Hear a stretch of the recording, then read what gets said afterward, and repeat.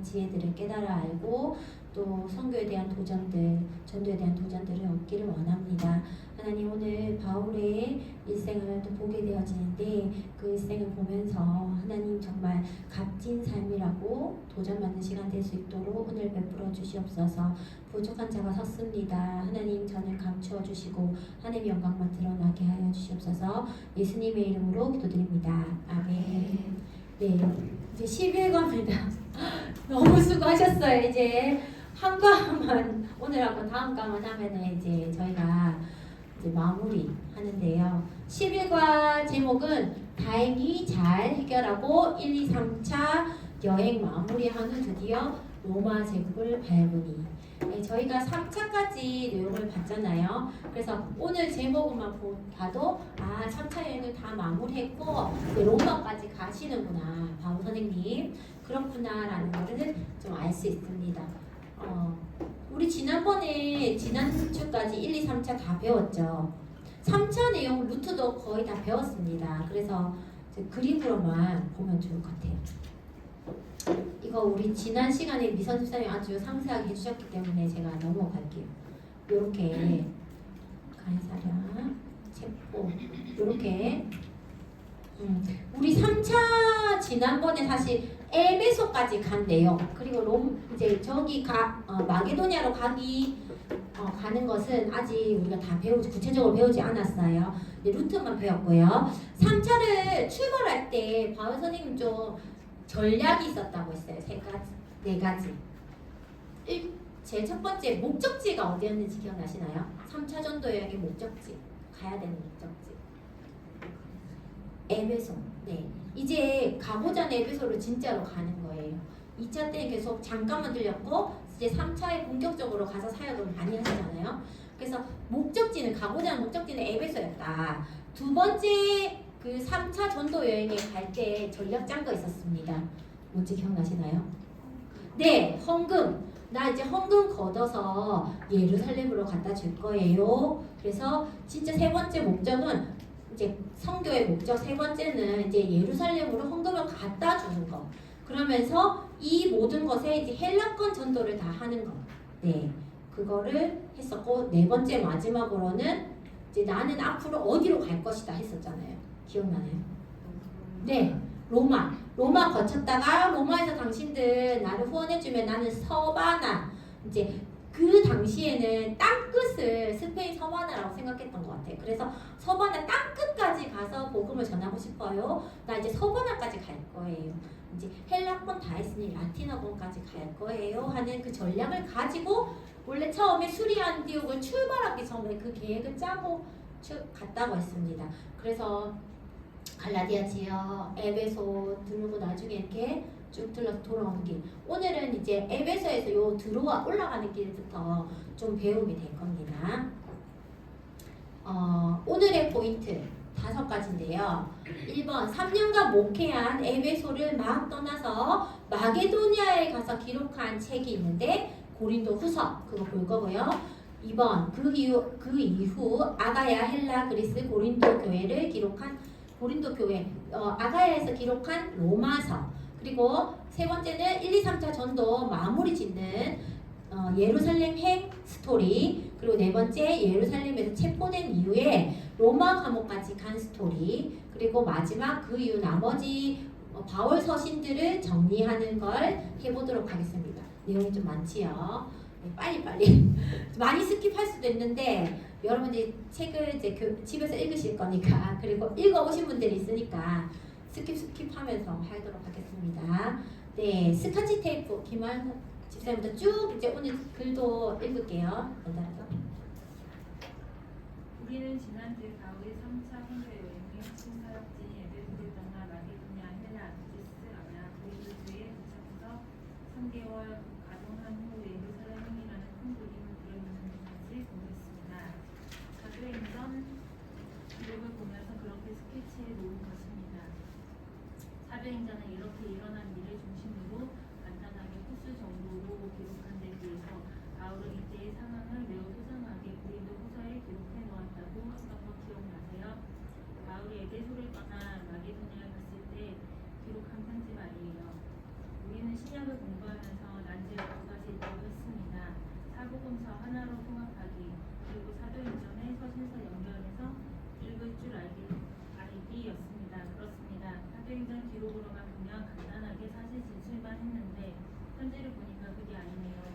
숨겨져 있던 이때 상황이 다소 드러나는 거예요. 에베소에서 목회하는 동안 고린도전서 편지를 보내는데 자기를 가짜라고 해서 소동이 일어난 이야기, 그래서 고린도 교회에 다녀왔던 이야기, 눈물로써 편지를 들고 두고가 고린도에 간 이야기, 이런 이야기들이었습니다.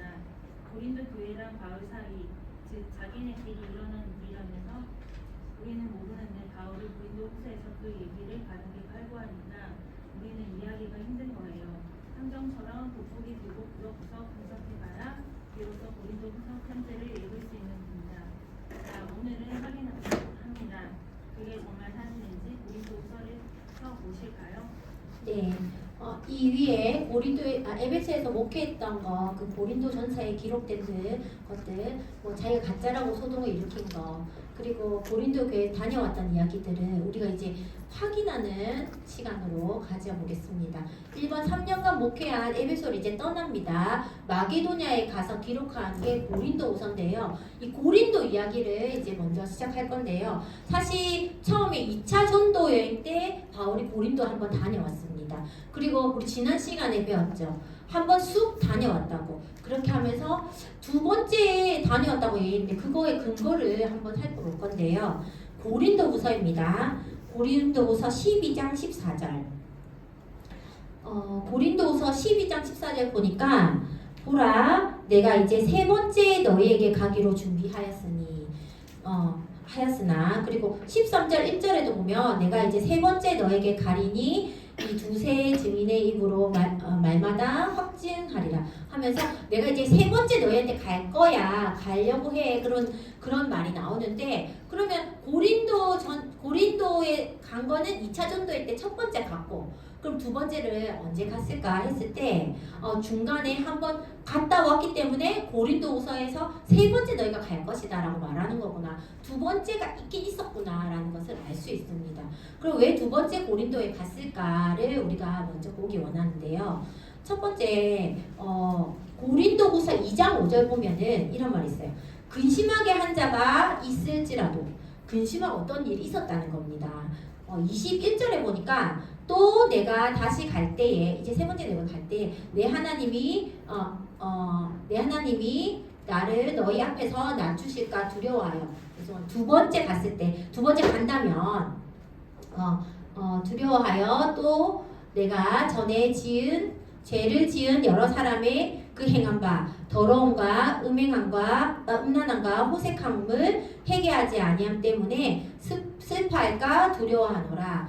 고린도 교회에 더러움, 음란, 호색하는 것 그렇기 때문에 회개하지 아니하는 일이 있었다는 겁니다. 우리 지난 시간에 고린도 전서 봤었는데 5장에 보니까 아버지의 아내를 취하는 그런 음행 문제가 고린도 교회 안에 있었고 그것 때문에 쫓아내라고 했지만 그들을 쫓아내지 않았던 일이 있었어요.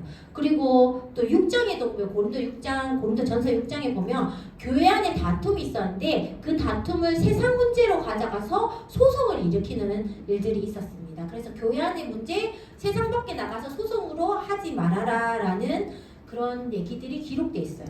그래서 형제간에 판단하지 말고 너희 형제로 좀 여기고 사랑해라는 그런 말들 그런 문제가 있었기 때문에 고린도에 두 번째로 한번 빨리 다녀왔던 거를 우리가 확인할 수 있습니다.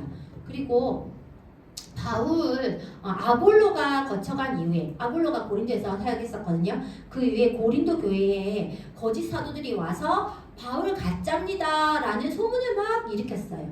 막 매도했기 때문에 그 문제 때문에 화가 나서 한번 다녀온 걸로 예상하고 있어요. 2장 17절 볼게요. 후서 2장 17절.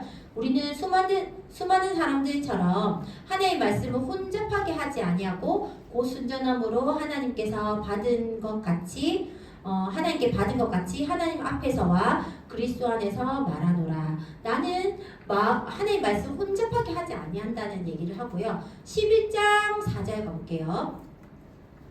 후서 11장 4절. 만일 누가 우리가 전하지 아니한 다른 예수를 전파하거나 혹은 너희가 받지 아니한 다른 영을 받게 하거나 혹은 너희가 받지 아니한 다른 복음을 받게 할 때에는 너희가 잘도 용납하는구나. 나는 지극히 크다는 사도들보다 부족한 생각한 것이 조금도 없는 줄 생각하노라.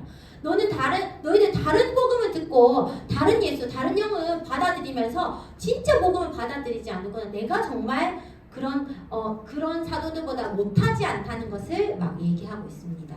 그러면서 11장 13절 그런 사람들의 거짓 사도다. 속이는 일꾼이니 자기를 그리스도의 사도로 가장하는 자들이다. 그들 거짓말하는 속이는 자니까 그들 따르지 말라는 거예요.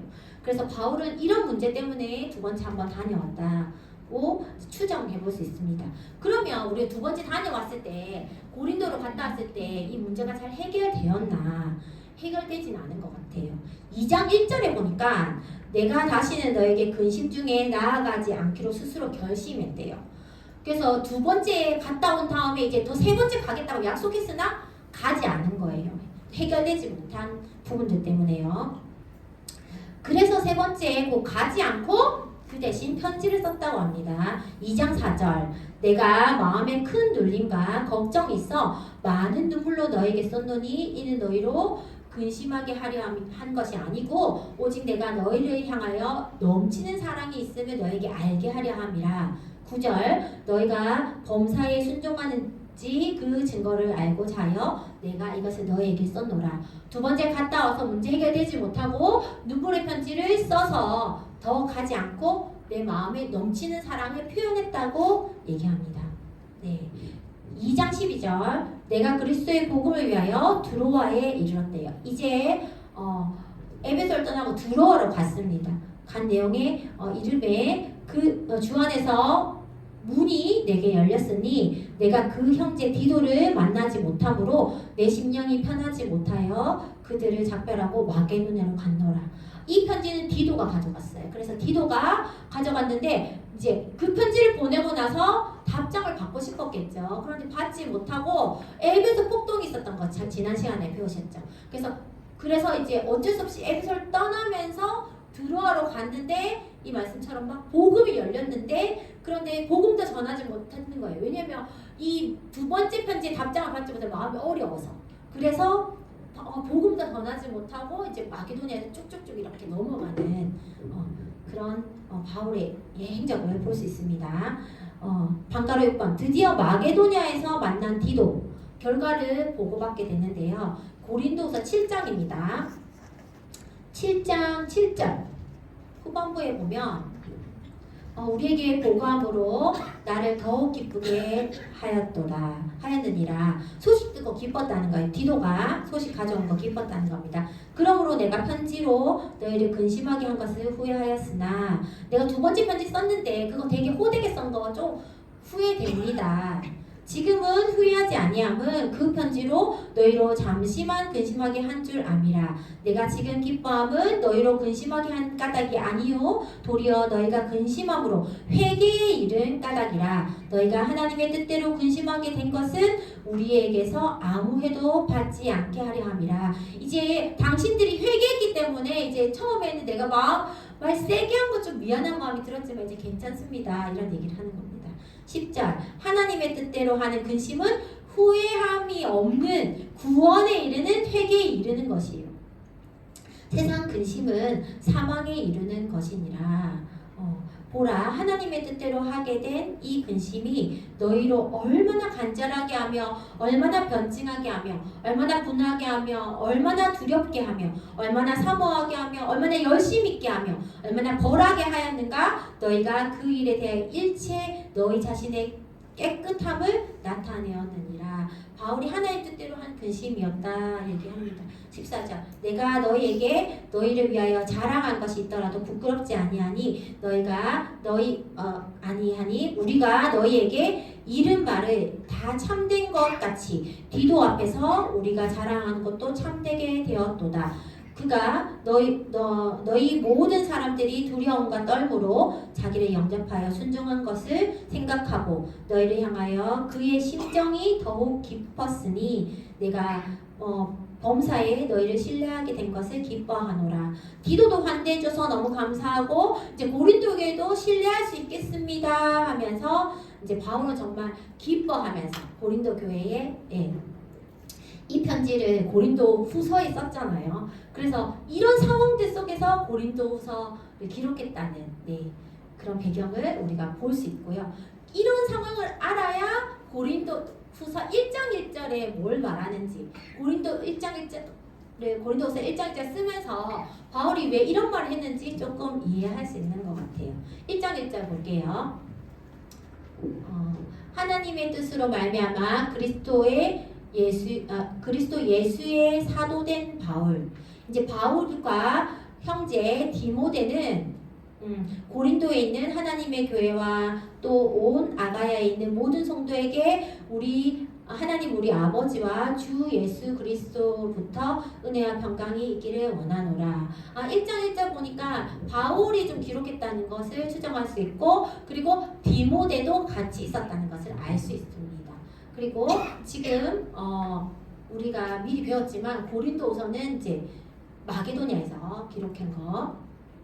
네, 그러면 3절에 찬송하리로다. 그는 우리 주 예수 그리스도의 하나님이시요 자비의 아버지시요 모든 위로의 하나님이시며 우리의 모든 환난 중에서 우리를 위로하사 우리로 하여금 하나님께 받은 위로로서 모든 환난 중에 있는 자들을 능히 위로하게 하시는 이시요 그리스도의 고난이 우리에게 넘친 것 같이 우리가 받은 위로로 그리스도로 말미암아 넘친도다 하면서 위로 나는 당신들 때문에 위로 받았습니다. 나는 그 편지 보내고 되게 근심했지만 이제 디도의 기쁜 소식 당신들이 구원에 이르는 회개하는 것을 보았기 때문에 그 깨달음을 얻었기 때문에 난 위로함 받았습니다 하면서 위로를 말하고 있어요. 그래서 바울이 이렇게 시작하는구나 고린도서를 그렇게 우리가 이해할 수 있습니다. 고린도후서의 구조를 조금 설명드리면 1장부터 7장까지는 이제 바울이 오해받았던 것들에 대한 이야기들을 좀 하고 있고 또 당신들로 인해서 위로받았고 당신들로 인해서 기뻐합니다. 아까 신뢰한다는 얘기 읽었잖아요. 그래서 기뻐합니다는 내용들이 1장부터 7장까지 있습니다. 그리고 8, 9장에는 연보 헌금에 관한 이야기 있고요. 그리고 10장부터 12장까지는 우리 바울이 들었잖아요. 가짜 사도라는 이야기 들었기 때문에 그거에 대한 사도직 변호를 하는 부분들이 10장부터 12장 있고요. 마지막에 13장은 끝인사로 마치게 되어집니다. 바울이 진짜 사도임을 변증하고 싶었던 것 같아요. 그래서 그런 마음을 10장부터 12장에 말하고 있는데 우리 그것 좀 보도록 하겠습니다. 박스글 집사님 두 번째 집사님 153쪽입니다. 이제 우리는 고린도교의 상황을 대충 감 잡아가고 있습니다. 다음은 아볼로를 몰아낸 세력들이 자기도 몰아내려고 하는 특정 세력이라는 것을 알았습니다. 만약 이때 방관한다면 자기가 전한 부분까지 무너져 버릴지도 모른다는 위험이 있다고 판단합니다. 바울은 거짓 사도들이 손잡고 있는 사람들이 다름 아닌 소송 문제와 관련되어 있고 또 어쩌면 극단의 음행을 하는 고린도적인 사람이었기 때문에 아예 뿌리를 뽑아야겠다고 생각한 것입니다. 그럼 뿌리를 뽑는다는 것은 어떻게 하는 걸까요? 그들은 거짓 사도들이야말로 광명의 천사를 가장한 이집대요. 바울을 포함한 팀들이야말로 참 복음을 전하는 자들이라는 사실을 증명해내야 하는 것이었습니다. 바울은 교회를 어지럽혔던 그 거짓 사도들은 무엇이 문제인지 밝히고 그 거짓 사도들이 험담하고 있는 건수들 하나하나를 다 메모했다가 그들이 왜 사실이 아닌지 조목조목 반박하고 나는 왜 참 사도인지 사도성을 증명하기 위해서는 어떤 증거물도 다 제시하겠다는 입장을 갖고 있습니다. 그러다 보니 사사건건 증거 자료를 대가면서 시시콜콜 변증할 수밖에 없었고 그만 자기 자랑처럼 되어버려 또 그것 때문에 부끄러워하기도 하고 그럽니다. 이런 성격의 책이 고린도 후서랍니다. 자, 바울이 자기의 사도성을 어떻게 증명해 나가나 보실까요? 고린도 후서의 말로 읽어주네.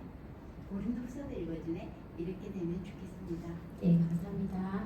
이제 바울은 거짓 사도들이 나에 대해 험담하는 거 나 이제 좀 작정하고 얘기 좀 해야 되겠다고 이제 작정하고 10장부터 쭉 얘기하고 있는데 그 거짓 사도들이 했던 험담들은 무엇인가 먼저 볼게요. 우리 책에 라이센스 돈을 받지 않는다 이거 쭉 나와 있죠. 그 성경 구절 안 적힌 거는 제가 알려드릴 테니까 적어주셔서 집에서 또 읽으시면 좋을 것 같아요. 먼저 바울은 라이센스 그 추천서 없다, 그 없이 일한다라고 이제 거짓 사도들이 막 험담한 거예요. 고린도후서 3장 1절에서 2절에 나옵니다. 1절 보니까 우리가 다시 자천하기를 시작하겠느냐? 우리가 어찌 어떤 사람처럼 추천서를 너희에게 붙이거나 혹은 너희에게 받거나 할 필요가 있느냐? 너희는 우리의 편지라 우리 마음에 썼고 무슨 사람이 알고 읽은 바라. 너희는 우리로 말미암아 나타난 그리스도의 편지니 이는 먹으로 쓴 것이 아니요 오직 살아계신 하나님의 영으로 쓴 것이며 또 돌판에 쓴 것도 아니요 오직 육의 마음판에 쓴 것이라. 내가 추천서 필요하겠습니까? 당신들이 나의 추천서 아닙니까? 내가 어떻게 고린도를 사랑하고 사역했는지 알지 않나요? 당신들이 그리스도 편지잖아요 라고 얘기하면서 오해를 풀어가는 내용이 있습니다. 그리고 고린도후서 11장 7절에서 15절 돈을 받지 않고 일한다. 바울이 돈도 받지 않고 일하니까 정말 능력 없는 사람 아니야? 라는 분위기가 있었던 거예요. 그 당시 아테네 철학자들은요 돈을 많이 받고 유명할수록 돈을 더 많이 받았던 것 같아요. 그러다 보니 바울은 돈 받지 않고 하니까 막 그런 것 때문에 실력 없는 사람 아니야? 이런 분위기가 있었다는 거죠. 11장 7절에 보니까 내가 너희를 높이려고 나를 낮추어 하나님의 복음을 값없이 너에게 전함으로 죄를 지었느냐? 나 값없이 사역한 거 그거 죄 지은 거야? 이렇게 말하는 거예요. 9절 또 내가 너희와 함께 있을 때 비용이 부족하였을 때 하였을 때 아무에게도 누를 끼치지 아니하였음은 마게도냐에서 온 형제들이 나의 부족한 것을 보충하였음이라. 내가 모든 일에 너에게 폐를 끼치지 않기 위하여 스스로 조심하였고 또 조심하리라. 나 빌립보 형제들이 내가 없을 때 다 채워줬기 때문에 돈 안 받고도 사역할 수 있었어 라고 말하는 거예요. 그리고 거짓 사도들이 또 바울에게 헌다했던 거는 바울 좀 이랬다 저랬다 하는 사람인 것 같아 라는 말을 합니다. 고린도서 다시 1장 15절에서 24절에 보니까 17절 잠깐 읽으면 이렇게 계획할 때 어찌 경솔히 하였으리요. 내가 3차 전도 여행 가고 했을 때 어떻게 경솔하게 하겠냐. 혹 계획하기를 육체를 따라 계획하여 예 하면서 아니야 하는 일이 내게 있겠느냐. 나 예 한다고 예하고 나 간다고 가고 안 간다고 막 이렇게 하지 않는다는 거예요. 나는 간다면 진짜 가고 안 간다면 진짜 안 간다는 사람인데 사실은 너희에게 더 근심할 것 같아서 너희가 근심될 것 같아서 내가 세 번째 못 간 거야 라는 얘기를 하는 거예요. 그래서 거짓 선지자들의 말 그렇게 듣지 말라는 겁니다. 또 바울 돈 떼먹는 사람 아니냐 이런 말도 했대요. 험담을 했다고 합니다. 고린도후서 12장 13절에서 21절 그 중에 16절을 읽어보면 하여간 어떤 이의 말이 내가 너에게 짐을 지우지는 아니하였을지라도 교활한 자가 되어 너희를 속임수로 취하였다 한다. 당신이 속임수로 돈 떼먹은 거 아니냐 그런 험담이 있었다는 거예요. 근데 사실 그렇지 않다라고 말하고 있습니다. 또 마지막으로 바울 좀 말이 대대하다, 말이 좀 어눌하다 그런 뜻이겠죠. 고린도서 10장 1절에서 2절, 또 9절에서 11절, 11장 6절 네 적어주시면 좋겠어요. 그래서 10장 9절에는 이렇게 말해요. 이는 내가 편지들로 너희를 놀라게 하려는 것 같이 생각하지 않게 함이라. 그들의 말이 그의 편지들은 무게가 있고 힘이 있으나 그가 몸으로 대할 때는 약하고 그의 말이 시원하지 않다 하니. 편지는 정말 날카롭고 그렇게 편지를 이렇게 세게 쓰는 것 같은데 말은 좀 어눌한 것 같아 라는 그런 험담들을 했다는 거예요. 그래서 나 그렇지 않다. 가짜 소문들 공격하고 있지만 그래서 내가 조목조목 너희한테 이것 좀 얘기해야 되겠다는 막 작정하는 마음으로 바울 선생님이 쓰고 있는 거 볼 수 있었습니다.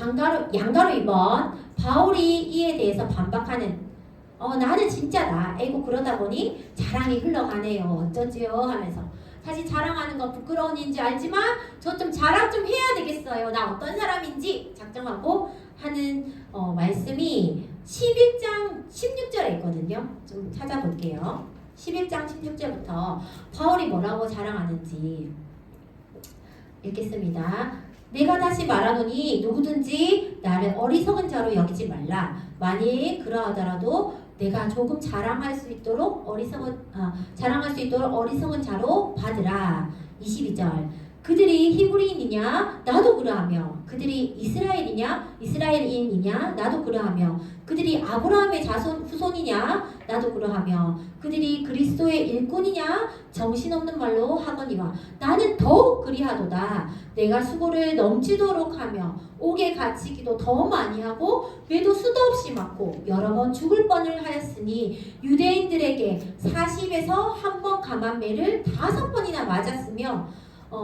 3번의 태장을 맞았습니다. 태장이 그런 거래요. 로마법으로 이렇게 갈고리 있는 걸로 콱 때리는 거 있잖아요.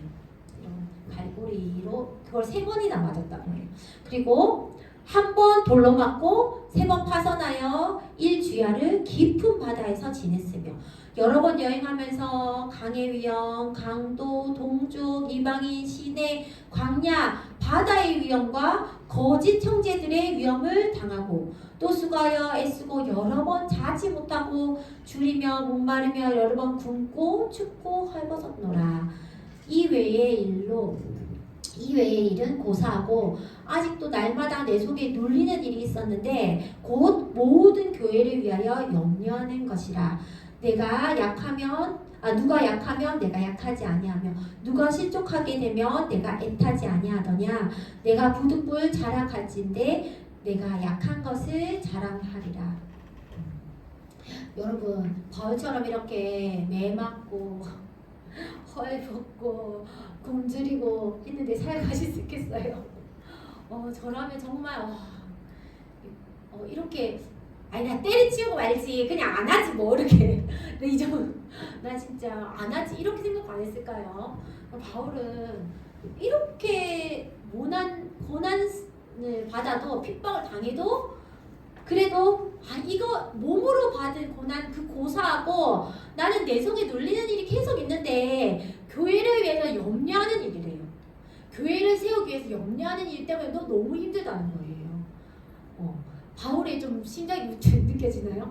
저는 사실 제가 베트남 교회를 하고 있거든요. 베트남 교회 개척한 지 2년이 좀 넘었는데 한 명 전도하기 너무 힘들어요. 한 명 전도하기 너무 힘들고 한 명, 2명 모이는 것이 한 명이 너무 100명처럼 귀중하고 소중하단 말이에요. 그래서 되게 한 명 한 명을 소중하게 생각하면서 이제 이어오고 있는데 올해 10명이 되었어요. 너무 감사했어요. 뭐 제가 한 것도 아니고 이제 여러분들의 추천을 통해서 우리 교회가 10명이 되었는데 최근에 한 달 동안 5명이 교회를 나가게 되거든요. 아직 한 명은 나갔고 이제 또 4명이 더 나갈 예정이에요.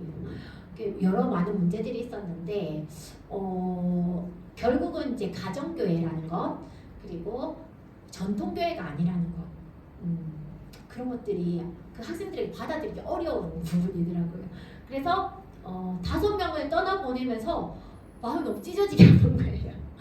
교회를 생각하면서 정말 열심으로 제가 바울 선생님처럼 이렇게 하지 않았어요. 난 매맞지 않았고 난 굶주리지도 않았고 저는 그렇지 않았지만 바울 선생님의 얼마나 눌리는 마음으로 교회를 염려했을까는 좀 알겠는 거예요. 조금은 코딱지만큼 알겠더라고요.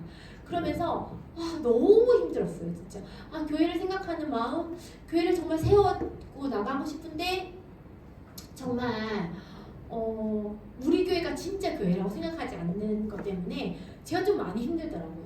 그러면서 아까 바울 선생님이 막 나 정말 진짜 사돈대라고 얘기한 것처럼 저도 있잖아요. 우리 학생들한테 우리 목사님 있잖아. 총신대학교 나왔고 뭐 이런 거 있잖아요. 우리 GMS 제일 큰 교단 2,600명 보냈고 뭐 이런 거 있잖아요.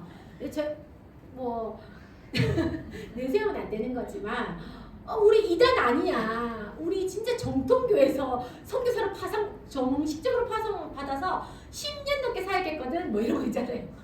엄청 얘기했어요. 네. 그러면서 정말 마음이 어렵더라고요. 그러면서 바울 선생님이 얼마나 어려웠을까 조금 알겠더라고요. 그렇게 바울 선생님 진짜 애써서 교회를 개척하고 그랬는데 교인들이 알아주지 못했을 때 나 정말 참 사도거든. 나 예수님 만났던 사람이거든. 나 정말 구원받았고 나 참 사도거든. 이런 그 열변을 토하는 모습들. 나 정말 고난을 받았지만 나 교회를 사랑하고 교회를 세우고자 합니다라는 그런 마음들이 좀 느껴졌던 바울의 자랑이었어요. 네, 그렇습니다. 넘어갈게요. 그러면서 이제 고린도후서에 좀 중요한 주제 하나가 있었죠. 그것은 헌금 프로젝트를 빼놓을 수 없습니다. 그래서 바울이 1, 2, 3차 전도여행 하면서 이제 3차에는 이제 전도하면 이제 헌금을 거뒀던 그 얘기들이 이제 8장 9절에 많이 나옵니다. 읽으실 수 있을 겁니다. 우리 박스글 156쪽 김영숙 집사님 읽어주세요. 156쪽을 읽을까요? 네. 155쪽 아니라 156쪽 읽고 넘어갈게요. 우와 드디어 고린도후서 내용이 이해되었습니다. 에베소 폭동 이후 마게도냐로 올라가서 고린도후서 편지를 쓴 바울은 거기서 좀 더 머물러 있습니다. 이번에도 디도에게 고린도후서 편지를 들려서 아가야 지방 고린도 교회에 보냅니다. 바울은 같이 가지 않습니다. 왜냐? 헌금 걷는 시간 좀 벌려고. 재밌죠? 그동안 바울은 아마 일루리곤에 간 것 같습니다. 그러다가 드디어 그 문제의 고린도 교회로 내려간답니다. 마음이 두근두근했겠죠. 끈적끈적한 문제들을 두고 왈가왈부하다가 해결된 후 만나는 거니까 얼마나 할 말이 많았겠어요. 그 할 말이 뭐겠어요? 결국 맨 고린도후서에 써 있는 그런 얘기들이겠죠. 이렇게 고린도후서를 오랫동안 정리해야 드디어 고린도, 그리스, 헬라, 아가야에 도착하는 겁니다. 그런데 지난주에 공부했지만 사도행전에서는 벌써 마게도냐를 거쳐 헬라에 왔다고 짧게 말하죠. 우리는 사도행전을 공부하다가 고린도후서 속으로 들어갔었는데 이제 드디어 다시 빠져나왔네요. 사도행전으로 다시 가서 또 봅시다. 네, 우리 사도행전에서 잠시 고린도후서 봤고요. 다시 사도행전으로 가겠습니다. 20장입니다. 20장 1절. 소요가 그침에 바울은 제자들을 불러 권한 후에 작별하고 떠나 마게도냐로 갔대요. 이 에베소 폭동 이후에 갔다는 거죠. 마게도냐로 갔습니다. 그 지방으로 다니며 여러 말로 제자들에게 권하여 헬라에 이르러, 헬라는 그리스, 고린도, 아가야죠. 그래서 고린도에 이르렀어요. 거기 석 달 동안 있었다고 합니다. 거기 석 달 동안 있다가 이제 무엇을 했을까? 석 달 동안 이때 겨울이었는데 과동하면서 바울은 로마서를 썼다고 우리는 추정합니다. 그래서 로마서를 우리가 보게 될 건데요. 로마서 기록 56년에서 57년 쓰시면 됩니다. 빈칸에. 고린도에서 로마서를 기록했는데 이 로마서를 쓸 때에 이 상황이 어땠을까를 먼저 보기를 원하는데요. 로마서 15장이에요. 로마서 15장 19절 보니까 표적과 기사의 능력으로 성령의 능력으로 이루어졌으며 그리하여 내가 예루살렘으로부터 두루 행하여 일루리곤까지 그리스도의 복음을 편만하게 전하였노라. 여기 지도 한번 볼까요?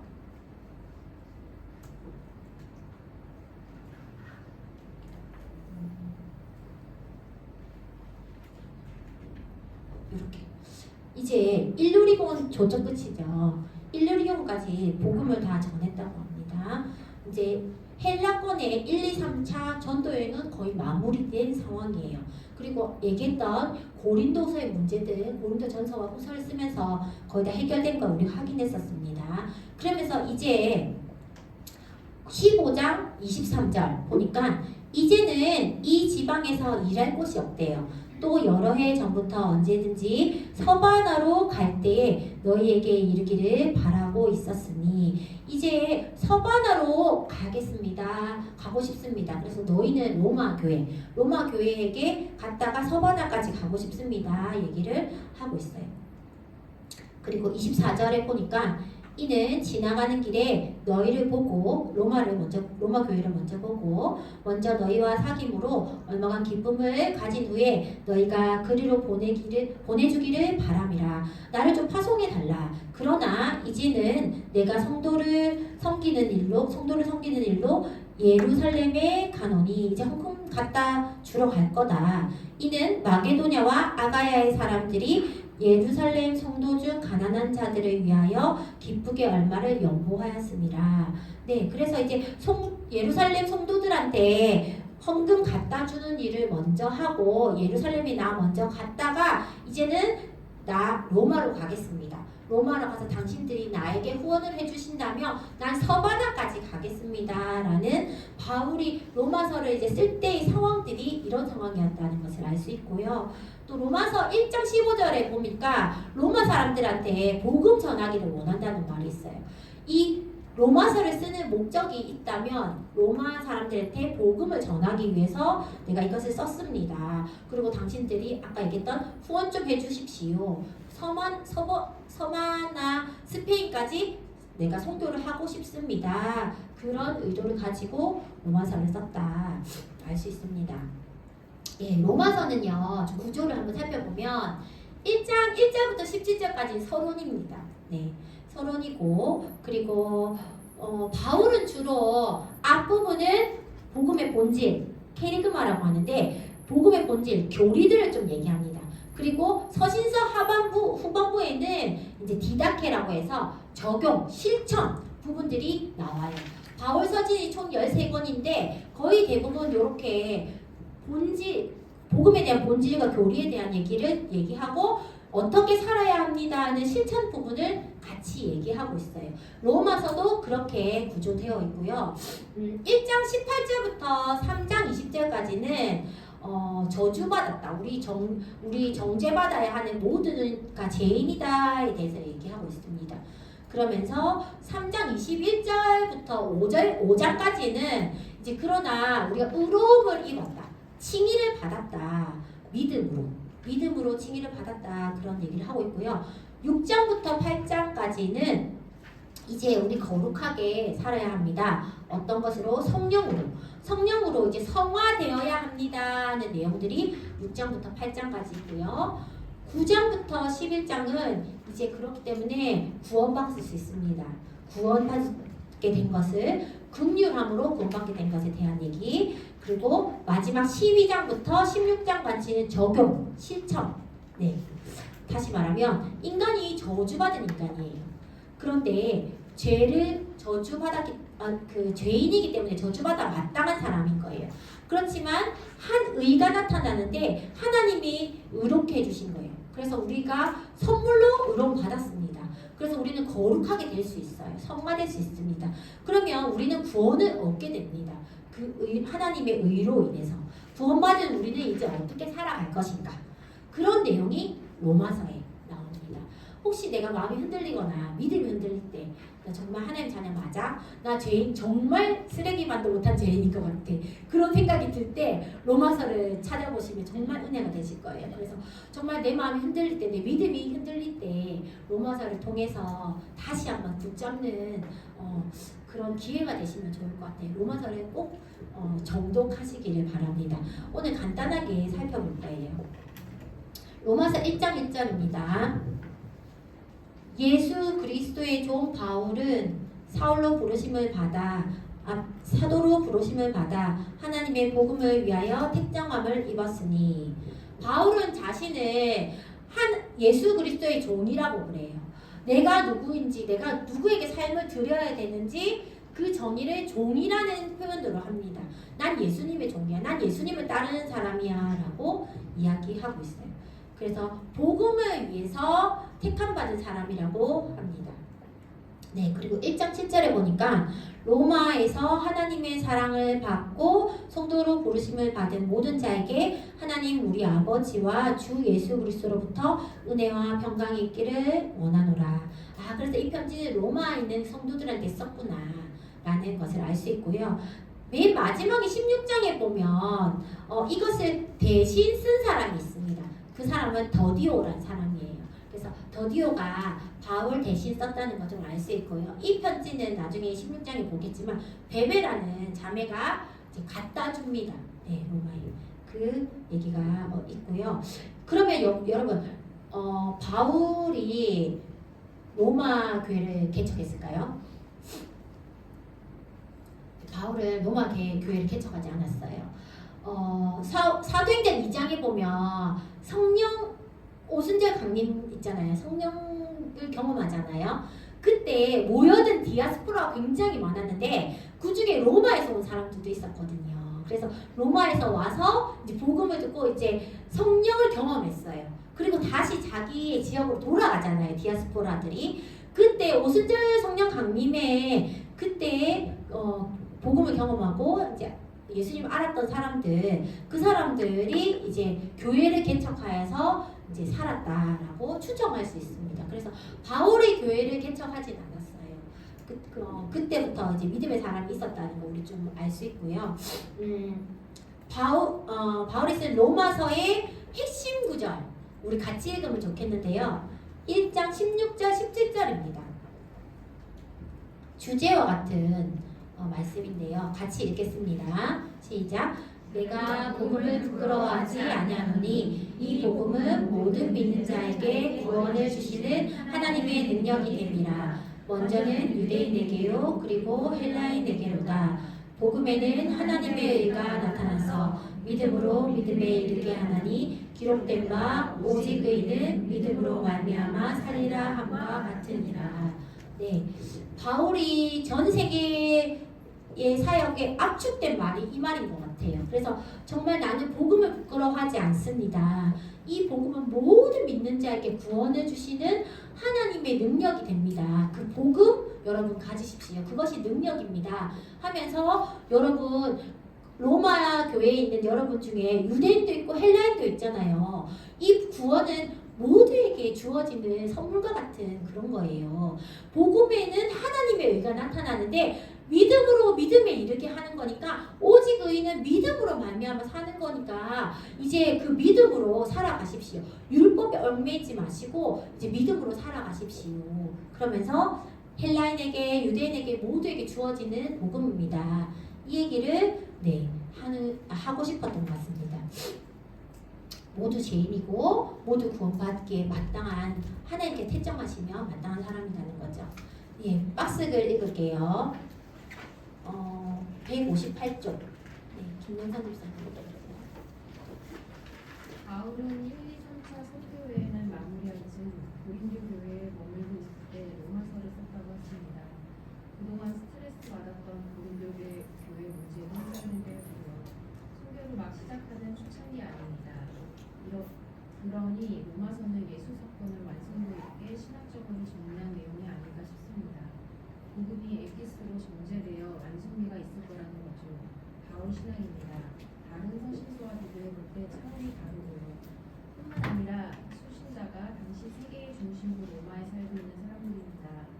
바울이 아닌 다른 사람들에 의해서 이미 예수 사건이 전해졌고 그래서 만들어진 교회의 성도들이지요. 그 사람들에게 바울이 깨달은 내 복음을 제시하고 싶은 겁니다. 바울의 선교 영역이 헬라어권에서 라틴어권으로 넘어가는 큰 분기점에서 논문 한 편을 정리하게 되었습니다. 우리가 지금까지 선교 여행을 따라 다녔지만 그는 해당을 중심으로 살아갔던 유대인들과 그들에 의해 유일신에 접촉하게 된 이방인들 이 두 부류의 사람들에게 선교를 했습니다. 그러다 보니 바울이 지금까지 복음을 전한 대상은 두 그룹이었다는 사실이 먼저 선명하게 타겟팅이 될 수밖에 없습니다. 유대인과 헬라인입니다. 유대인과 이방인 무슨 의미입니까? 이게 단순한 용어입니까? 아닙니다. 대단한 용어입니다. 성경 전체의 흐름이 무엇입니까? 창세기 12장 1절 3절 너로 인하여 모든 민족이 복을 얻으리라입니다. 멸망은 구약으로부터 흘러온 유대인 역사 속에서 제대로 그걸 못했는데 예수 사건이 나타났습니다. 그런데 이 사건이 왜 이방인에게 흘러가야 하는지 논리적으로 완전히 정리해 놓았다면 이 주제는 1등 논문 아닙니까? 성경 전체의 신사상을 논증한 단단한 교리책입니다. 성경 목록으로서도 굉장한 의미가 있습니다. 스토리와 역사만 그렇게 흘러가는 것이 아니라 논리적으로도 정확하게 정돈되어야 하는데 그걸 로마서가 해냈다는 거죠. 왜 유대인에게로 또한 헬라인에게로다 여야 하는지 바울은 그것을 논증했고 실제로 그렇게 살았습니다. 예수 사건을 이방인에게 전파할 때 유대인에게 핍박을 받아가며 교리로도 똘똘 뭉쳐 놓았으니 말입니다. 그러니 바울이 로마서에서 쓰고 있는 단어 유대인이란 말에는 감정이 묻어 있을 것 같습니다. 헬라인도 마찬가지고요. 그냥 단어가 아닐 거예요. 우리에게도 바울의 심정이 좀 느껴져야 로마서가 훨씬 컬러풀하게 읽혀질 겁니다. 바울은 이렇게 쓴 로마서를 베베를 통해 로마에 전달합니다. 네, 로마서 1장 21절 보겠습니다.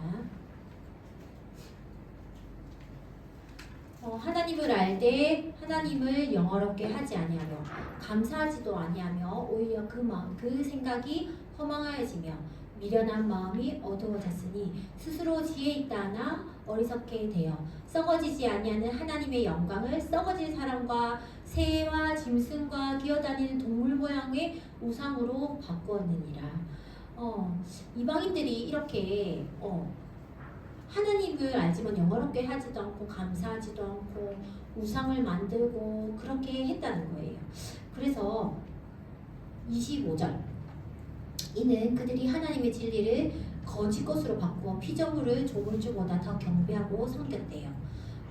그리고 28절 또한 그들이 마음에 하나님 두기를 싫어하며 하나님께서 그들을 그 상실한 마음대로 내버려 두사 합당하지 못한 일을 하게 하셨으니 하면서 죄악을 지었던 것, 불의한 것, 추악한 것, 탐욕 이렇게 쭉쭉 이렇게 당신들 그렇게 죄악을 지었던 죄인입니다 라고 얘기했더니 유대인들이 말한 거예요. 맞아, 이방인들 참 죄인이지 이렇게 하니까 바울이 유대인들한테도 하고 싶은 말이 2장부터 나옵니다.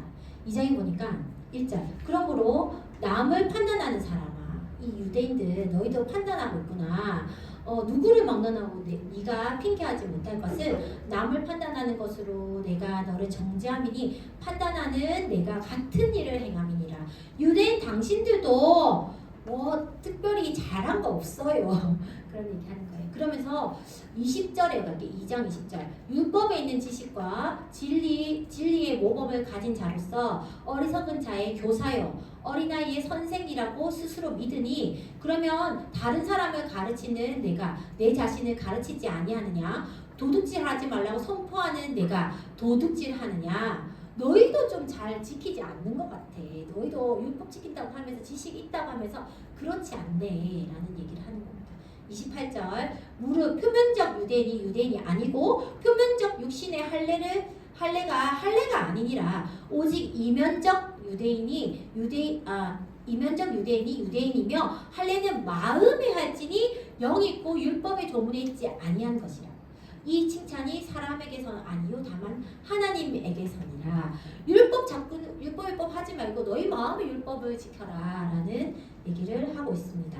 결론적으로 바울이 하고 싶었던 말은 3장 9절 그러면 어떠냐? 우리는 나으냐? 결코 아니라 유대인이나 헬라인이나 다 죄 아래 있다고 우리가 이미 선언하였느니라. 기록된 바 의인은 없나니 하나도 없으며 유대인, 헬라인 할 것 없이 우리 모두 죄인입니다. 얘기하고 있습니다. 20절 그러므로 율법의 행위로 그의 앞에 의롭다 하심을 얻은 육체가 없나니 율법으로서는 죄를 깨달을 수 없습니다.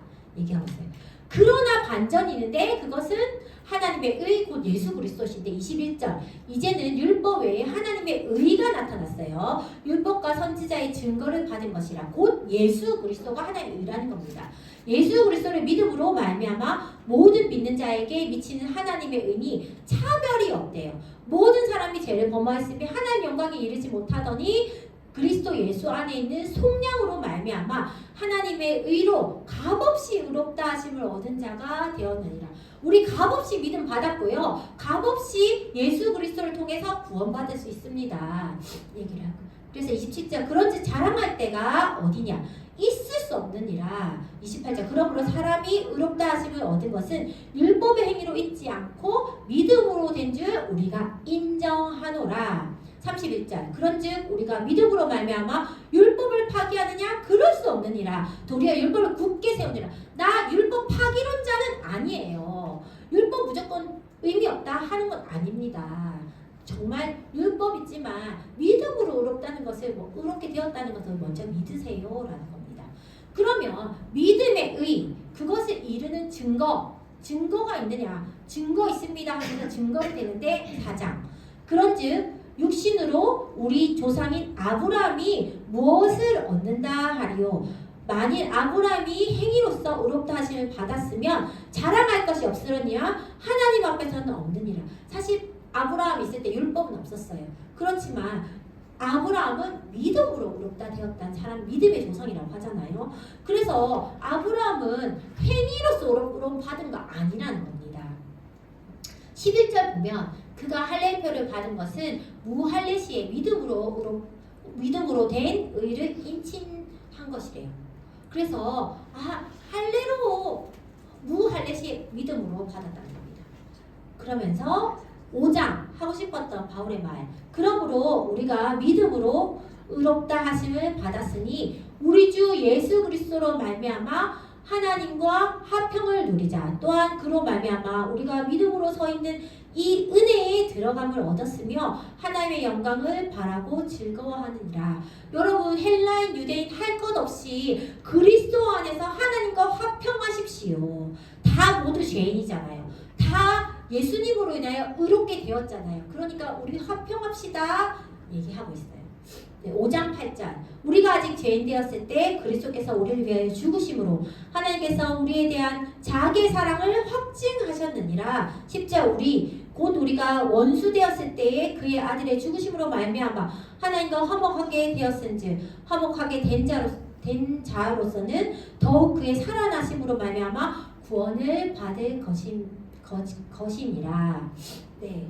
그래서 우리 정말 죄인이고 그리스도로 사랑을 얻었으니 우리 정말 사랑하고 화목합시다. 그 얘기하고 있습니다. 그리고 6장부터 8장까지는 성화에 이르는 내용이고요. 의의 종으로 된 자는 율법의 종로를 타지 않는다. 율법 죽은 옛 남편 같은 그런 것인데 이제 율법에 영향을 끼치지 않을 것이다 하고 6장에서 8장 이야기하고 있으면서 8장 후반부에 우리 8장은 너무나 잘 아는 말씀이잖아요.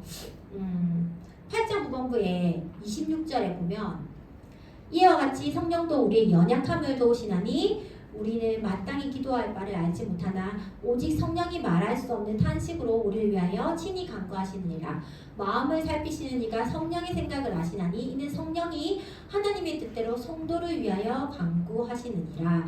우리 이제 구원받았고 성령으로 인해서 성령이 우리의 마음을 잘 알고 있으니 우리 이제 죄인이라고 이제 정죄하지 맙시다.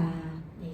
30절 이미 정하신 그것을 또한 부르신 그들을 또한 의롭다 하시고 의롭다 하신 그것을 또한 영화롭게 하셨느니라. 그러면서 예수 그리스도께서 하나님께서 우리를 얼마나 사랑하는지에 대해서 31절부터 쭉 나오고 있어요. 다 읽고 싶은데 네. 그리스도의 사랑에서 우리를 끊을 수 없다는 겁니다. 네, 하나님의 사랑에서 끊을 수 없는 그 사랑에 대해서 쭉 말하고 있습니다. 네, 그리고 9장부터 11장까지는 유대인 바울이 유대인에 대해서 이야기하고 있고요. 10장에 보면 구원받은 자는 차별이 없다는 얘기를 하고 있습니다. 그러면서 12장부터는 이제 실천 파트가 나오는데요. 디다케 12장 1절 보면 그러므로 형제들아 내가 하나님의 모든 자비하심으로 너희를 권하노니 너희 몸을 하나님이 기뻐하시는 거룩한 산 제물로 드리라. 이는 너희의 드릴 영적 예배니라. 이제 삶의 예배를 드리십시오. 하나님의 뜻대로 분별하는 새로운 삶을 살아가십시오 하면서 권면의 말을 얘기하고 있고요. 그리스도인들이 세상의 권세에도 좀 순종하고 복종하는 그런 모습 보이십시오 하면서 13장 쭉 나오고 있습니다.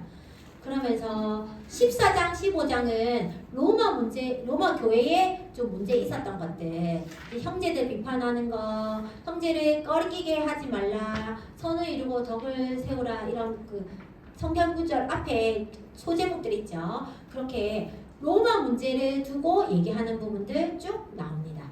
네, 그래서 15장이 아까 처음에 우리가 읽었을 때 헌금 얘기 있었잖아요. 그래서 15장 하반절에 보면 이제 헌금 얘기들도 쭉 나오고, 이제 나는 이제 헌금 들고 예루살렘 갔다가 로마 서버나까지 가겠습니다. 그 얘기까지 나옵니다. 그리고 16장에 이제 마무리로 이제 베베가 보내줬고, 네, 그런 얘기들 읽어오신 분들은 아실 거고 못 읽으신 분들은 집에서 웹이랑 같이 좀 읽으시면 되겠습니다. 마지막 결론 볼게요. 16장 25절. 나의 복음과 예수 그리스도를 전파함은 영세 전부터 감추어졌다가 이제는 나타나신 바 되었으며 영원하신 하나님의 명을 따라 선지자들의 글로 말미암아 모든 민족이 믿어 순종하게 하시려고 알게 하신 바 그 신비의 계시에 따라 된 것이니 이 복음으로 너희를 능히 견고하게 하실 지혜로우신 하나님께 예수 그리스도로 말미암아 영원히 세세 무궁토록 있을지어다. 아멘 하면서 바울은 로마 교회에게 이 복음으로 나는 살았고 당신도 그렇게 살기 원합니다 하는 권면을 쓰고 있습니다. 네, 이렇게 로마서까지 봤습니다. 네, 그러면 우리 10분 쉬고 네 이어서 하겠습니다.